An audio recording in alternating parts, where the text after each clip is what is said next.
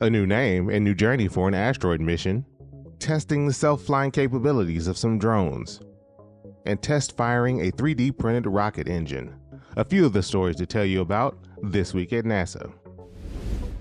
After the OSIRIS-REx spacecraft delivered the sample material it collected from asteroid Bennu to Earth, the spacecraft still had some fuel left.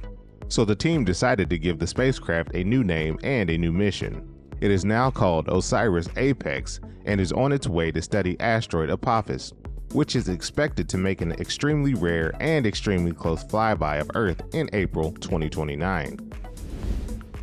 Researchers at our Langley Research Center recently flew multiple drones beyond visual line of sight with no visual observer. The drones flew around obstacles and each other during takeoff, along a planned route, and while landing, all without a pilot controlling the flight. This test marks an important step toward advancing self-flying capabilities for air taxis.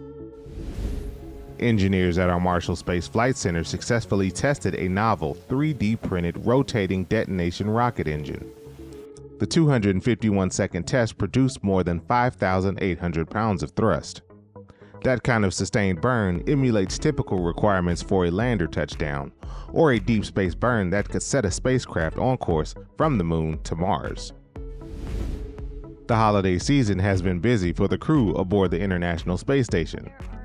2 spaceships recently departed the station on back-to-back days. The SpaceX Dragon cargo spacecraft and Northrop Grumman Cygnus spacecraft left on December 21st and 22nd, respectively. But in the spirit of the season, the astronauts did find some time to share some cheer with all of us on Earth. We wish you happy holidays and a happy new year.